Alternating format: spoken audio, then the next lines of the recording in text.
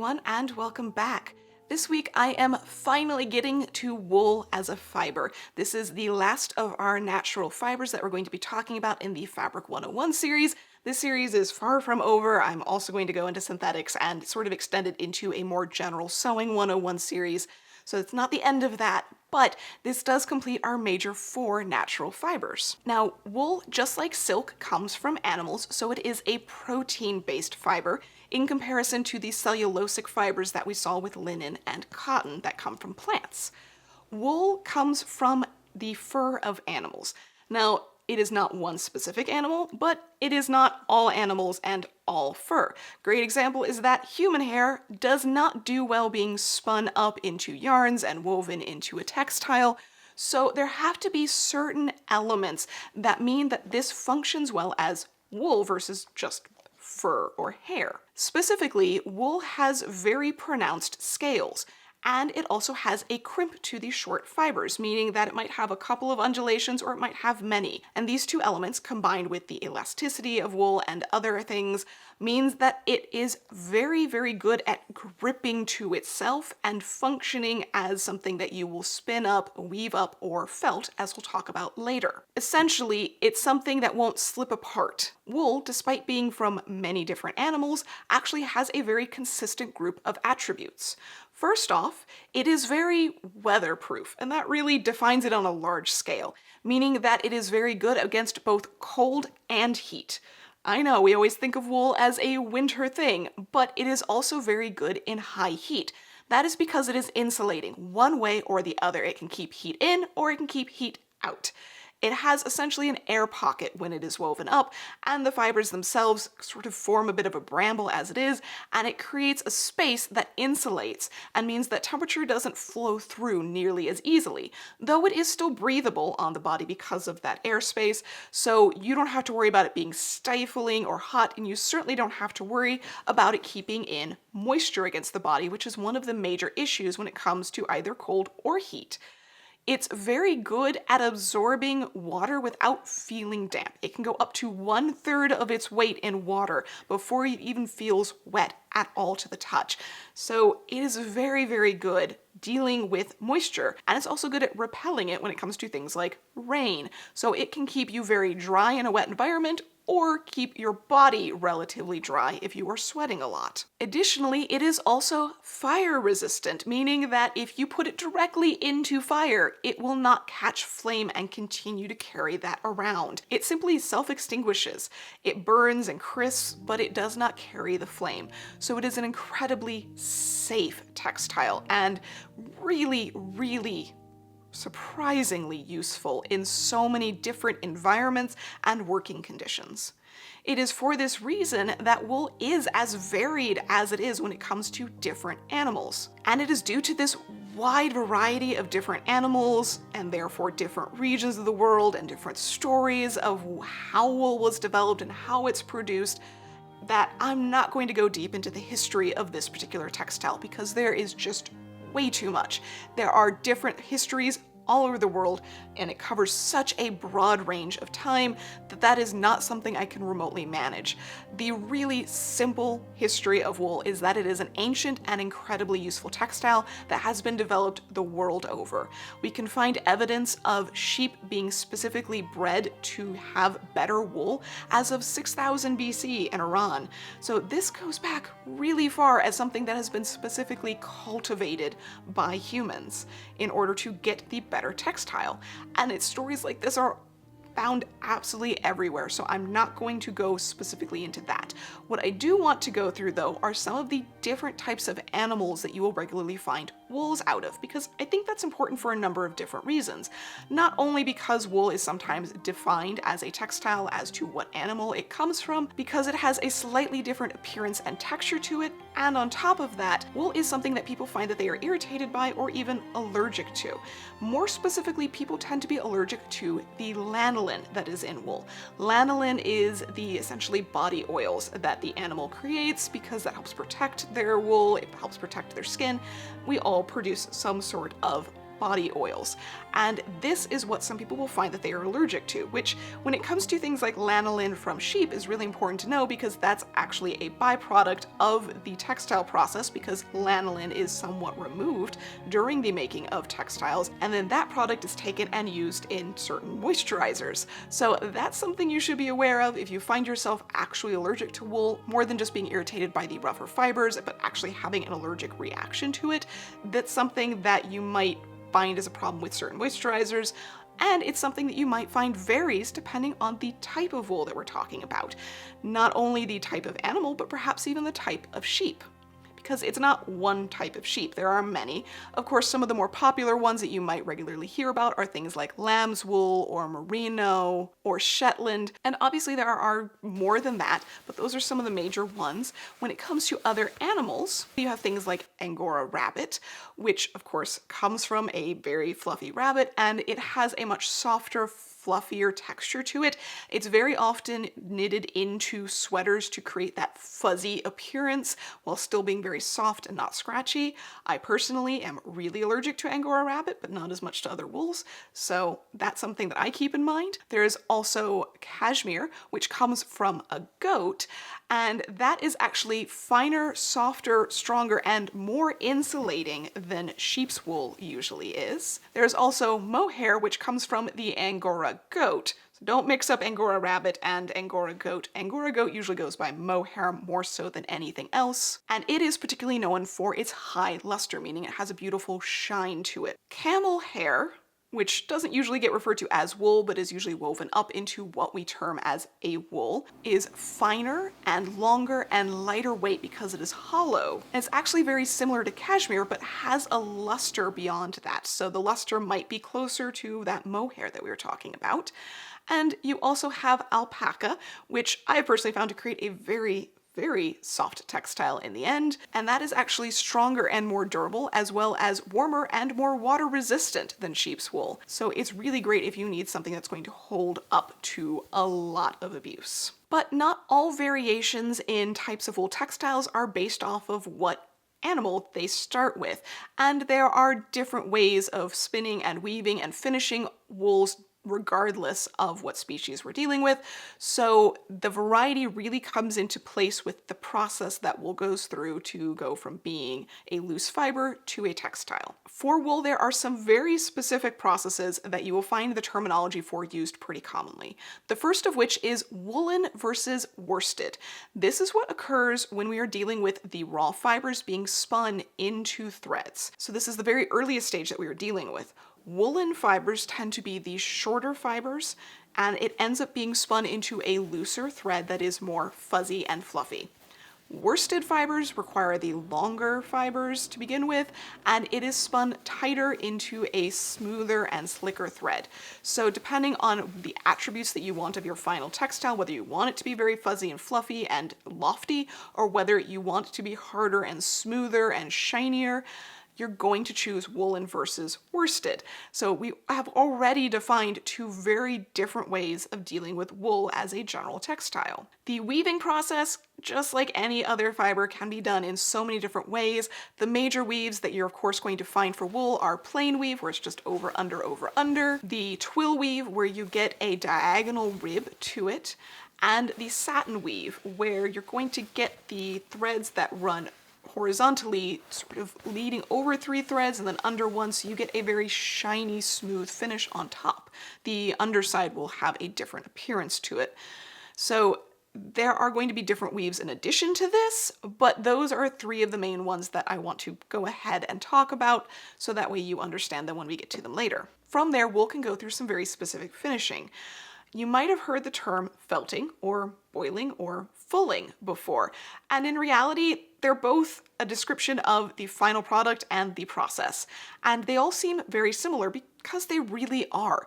Basically, the process for all 3 is either that you are taking the dry textile and working through a lot of friction and movement to sort of raise those fibers up, or it might go through a wet bath where it starts with hot water, boiling it and shrinking it down, really tightening up all of those fibers, and then from there it can go through an alkaline solution and be again really worked over with the hands and processed in a way that will raise those loose fibers up. And it creates a sort of bramble on top of the textile, meaning that there's essentially a lot of airspace and fluffiness. And this is great for a number of different reasons because it does improve the water resistance, but it also does improve the insulation properties. So this is something that is regularly done to many different specific weaves and types and weights of wool in order to amplify those attributes and add in a few others.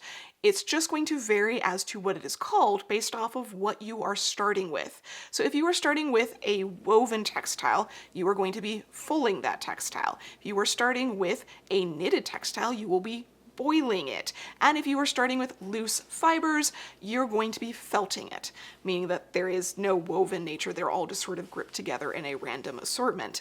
And this is one of the reasons why we tend to think of wool as a little bit more difficult to care for in some ways, because it's not good at going through our modern washing machine and drying process.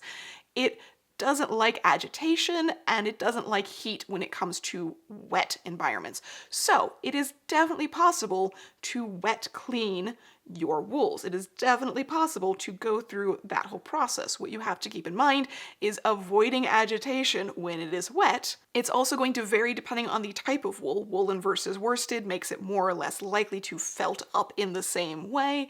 So keep that in mind depending on the wool textile that you have.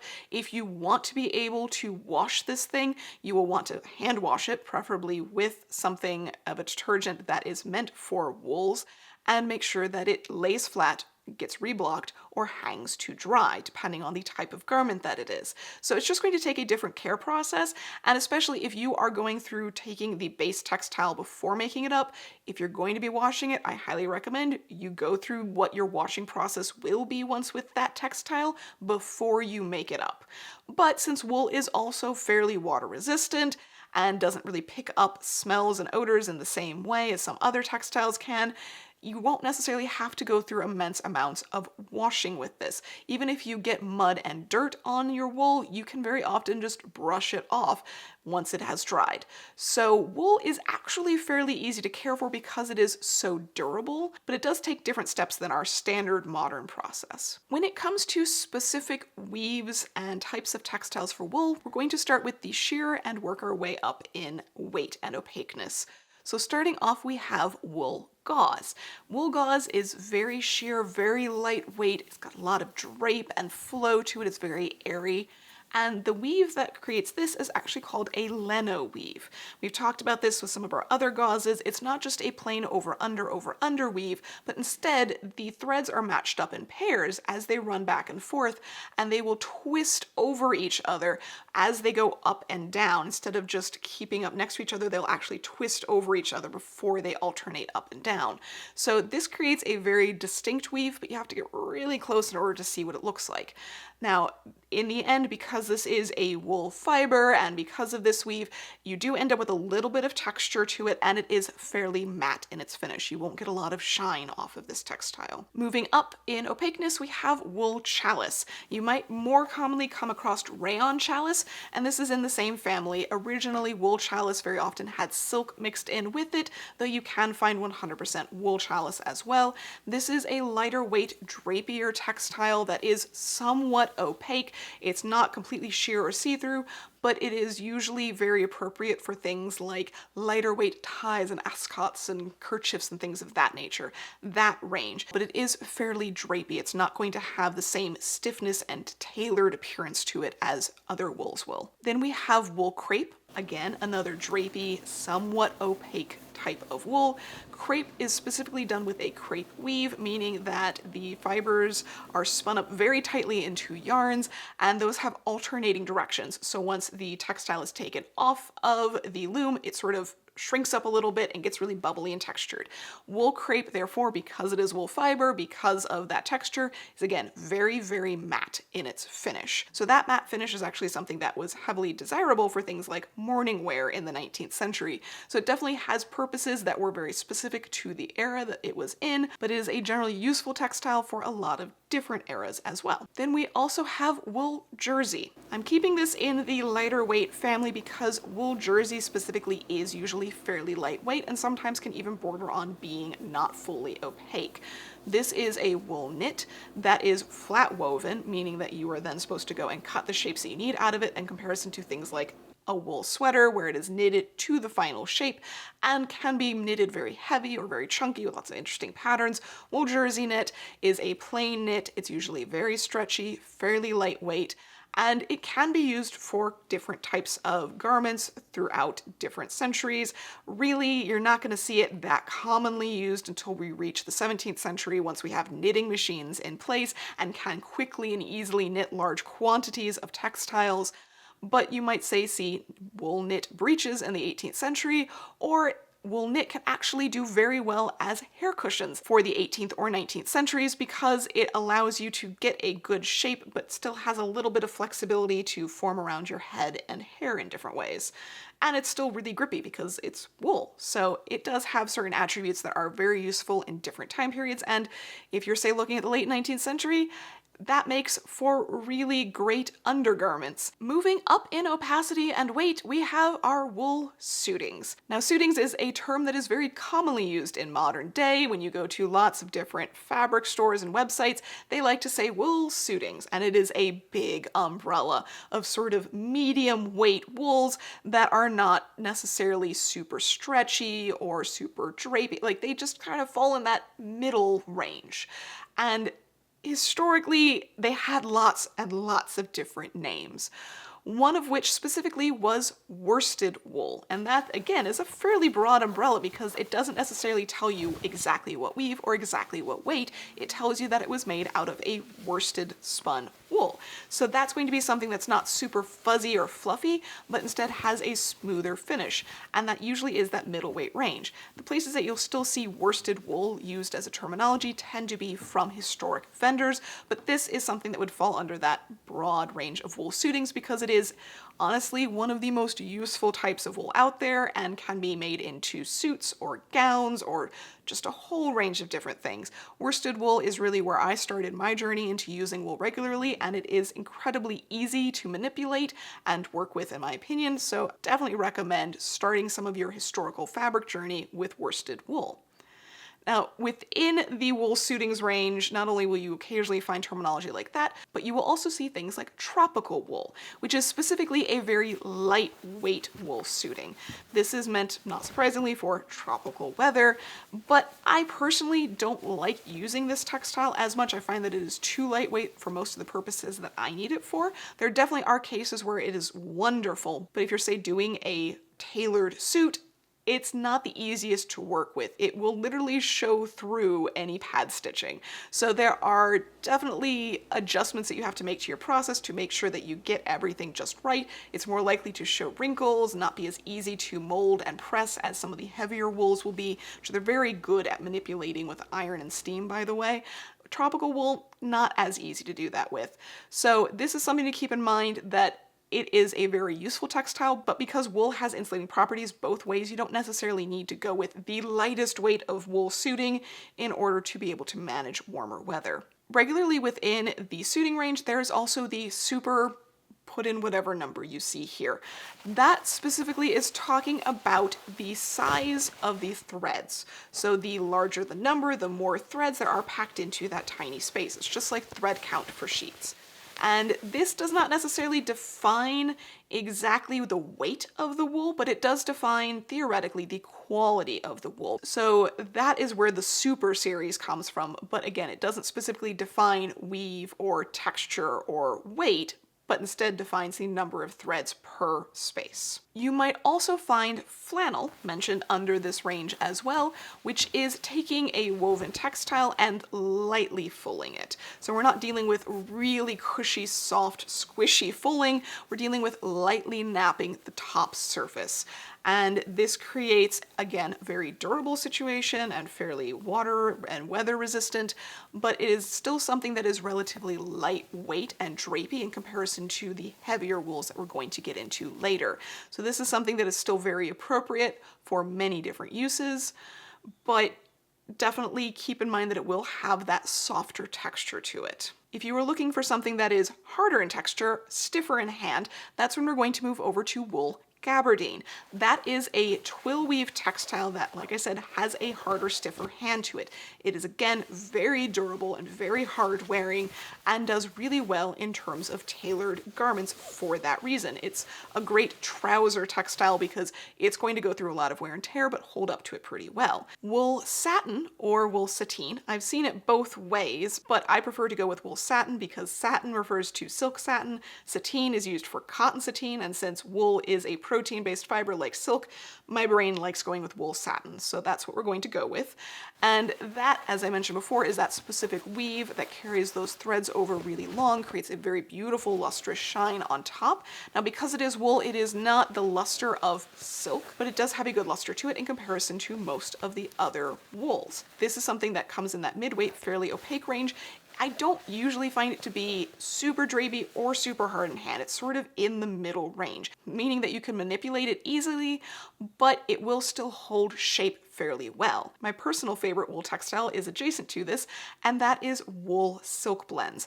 Now, technically, wool silk blends can be any sort of different weave and can come in lots of different types of textiles, but specifically when you see wool silk, it tends to be referring to the satin woven wool silk. And because you've now added the silk into it, you get that luster and sheen that you would expect from a silk satin, but you get the tailorability and the manipulation that you can do to wool. So you get a lot of the wonderful attributes and elements that wool as a fiber provides, but with that beautiful sheen of silk. So not surprisingly, I, as somebody who loves tailoring but also loves shiny silk, really love wool silk. The only downside to it is that it is very expensive, but it can produce a really beautiful quality garment, and sometimes that's just worth it. Slightly more weighty, but still often within that wool suiting range, is tweed. Now, tweed textiles are specifically woven with some variegation to them in terms of their color. This is not necessarily to say that they have one particular pattern. You can find tweeds that are plain, or you have a herringbone weave, or have plaid or stripes. There's a whole variety of different types of visual appearances to that tweed fabric, but one of the things that really defines it is the fact that there are little speckles of other colors, and sometimes they are completely different colors, sometimes they are still within that same range, so you end up with a very mottled red or a very mottled green, or you can end up with a textile that has tons of different beautiful colors in it. So this is something that generally I find tends to be on the heavier side as a suiting, but it is absolutely perfect if you are doing vintage tailoring or if you are doing some of the older styles of men's suits. This is a type of wool that you can shape and mold really easily. It holds up its shape very well.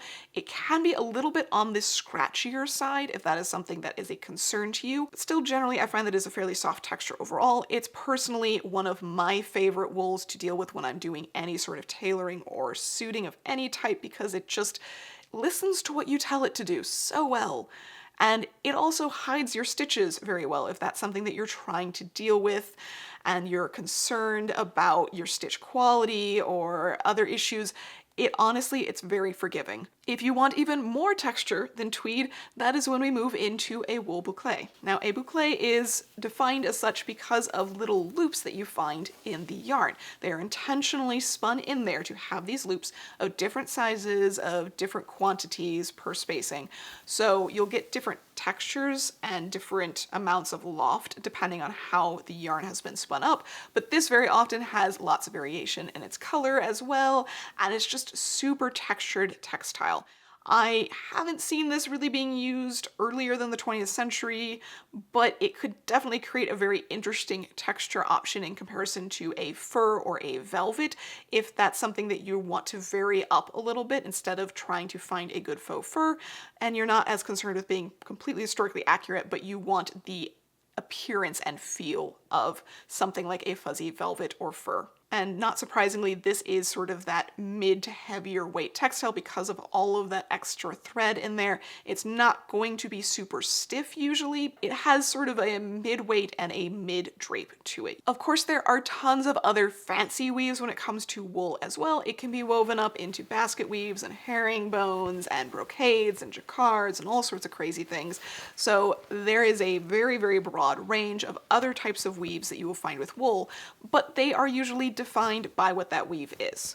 So it's less important for us to go through all of those and talk about the different weaves because it's just simply the weave and wool, rather than a specific name that was chosen because it originated in a specific region or has certain qualities to it. So I'm not going to go through all of those today, but keep that in mind that wool, just like any other fiber, can be made up into a really wide range of different types of textiles. But when it comes to wool specific things, then we move up in weight to the coatings. Just like suitings is a really big umbrella with a really generic term that tells you exactly what they are meant to be used for. Wool coatings are heavy and opaque, usually somewhat on the stiffer side for that reason, and are best used for outerwear or other heavily structured garments.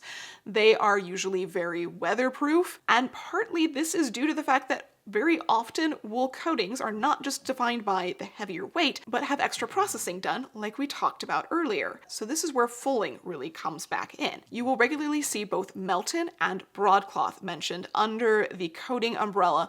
Melton specifically starts off as a twill weave, broadcloth starts off as a plain weave, and that is the way that we define the two differently. These are then fulled and felted up so that way they have that very nappy soft finish on top. Usually it is done to both sides, and this is why it gives that really major insulating property, very weatherproof, and really is commonly used for outerwear because the weight doesn't really work as well for innerwear. It's not going to bend and move and flex with the body nearly as easily. There are some lighter weight coatings. Broadcloth can actually come fairly lightweight, and you can end up making some really nice suits out of that, but it is definitely still on the heavier side, and that bulk has to be taken into consideration. One of the nice things though when it comes to fabrics like broadcloth is that it can hold a cut edge, meaning that if you cut the broadcloth, it won't fray out. Because of the process of fulling, it sort of grips together to itself and you will have a clean cut edge. So what that means for broadcloth is that you don't necessarily have to fold over and finish all of your edges, but instead can leave them raw to reduce that bulk. You can even seam broadcloth using the raw edges by butting and whipping it together so you can get a completely flat appearance and can even piece together textiles nearly invisibly because of that extra loft that's created by the fulling. Interestingly enough, on top of this, you might have actually come across broadcloth mentioned as something like fine or super fine. This is defining the quality of the textile, meaning that the finer the thread is, the higher that rating. It doesn't actually define the weight of broadcloth because you can have a very heavy superfine or a very lightweight lower quality as well, but this does help understand what sort of finish you will have on top of the broadcloth. It's also important to mention that while broadcloth can hold this cut edge, not all coatings can. Coating just simply refers to something that is heavy enough and really appropriate for a coat weight. It doesn't necessarily define it as a cut edge situation. So you can have very loose, very chunky weaves. You can have some coatings that are going to be better at weatherproofing than others. There's a whole variety of different types of coatings out there, and it's a pretty generic title in reality. And it's the fact that you have this variety of different attributes for wool that it's really important to keep in mind as you are looking at modern wools versus historic wools, because in reality, most modern wools have a different purpose for them than historically we were looking for, and we've actually changed the breeds of sheep and animals in order to accomplish a softer, smoother, fluffier wool, which, while great up against your skin and wonderful for knitting up sweaters, is not as functional when you are trying to look for a harder, stiffer wool in order to do really good tailoring or to get a very stiff, structured outer garment. So there are going to historically be wools that just aren't really around anymore because of the type of sheep or the type of process. There are still plenty of historic wools that are just given different generic titles today that are more based off of the type of weave that they have or something of that sort.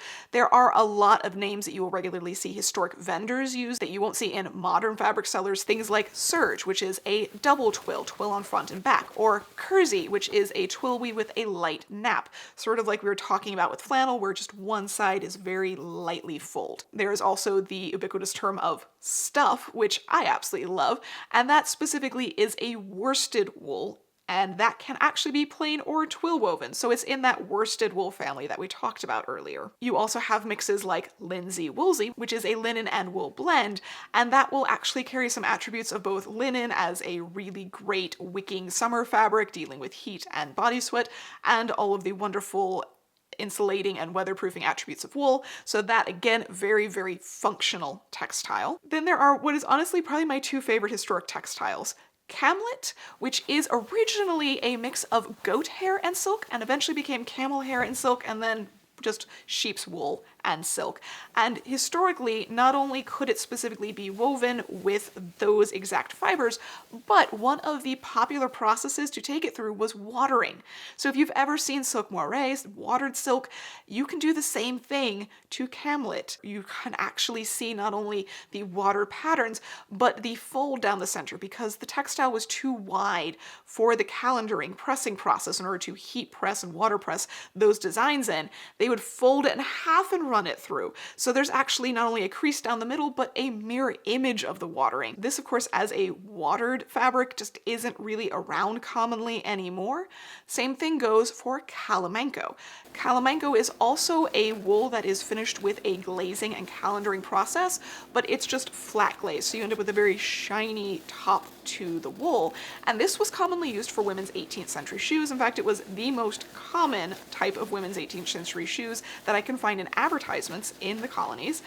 And it was also immensely popular for all sorts of other garments and for house furnishings as well. So the only place that I know of that is still producing a type of calamanco is Eden Hill Textile Works. And the reason why you don't see this regularly done anymore isn't just the calendaring and glazing process, it's the fact that calamanco really needs to be done with a harsher sheep's wool. So just like we talked about earlier, where we've changed the type of sheep, we've changed the type of wool, that softer, fluffier wool will not glaze up in the same way. So you need a hard, harsh, almost scratchy wool in order to get that proper finish, and those sheep just aren't around. But despite all of these difficulties, despite the limitations that we have looking at historic versus modern textiles, the attributes that wool has are still around.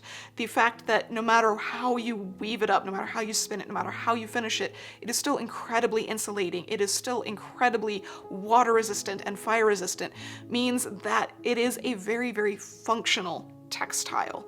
And though it only makes up 3% of our modern day textile industry, it is still something that most people have at least something in their home made out of it, because coats and sweaters and other things that are meant to deal with the weather are still regularly done out of wool.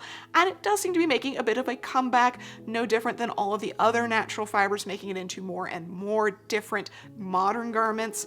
And hopefully we will see a growth in that. Right now, most of the wool production in the world comes out of Australia, New Zealand, the United States, and China, though there are plenty of places all over the world that specialize in certain breeds of sheep or certain species of animal and certain types of fabrics. Obviously, we all know of the UK and the variety of amazing wools that come out of there, but wool is something that, interestingly enough, we really have not properly come up with a modern day equivalent to, a synthetic equivalent to. While there are things like acrylic that are meant to mimic the textural and visual qualities of wool, it doesn't have the same properties in terms of all of the weatherproofing attributes. So we still haven't fully come up with a textile that manages to do all the things that wool can do at the same time.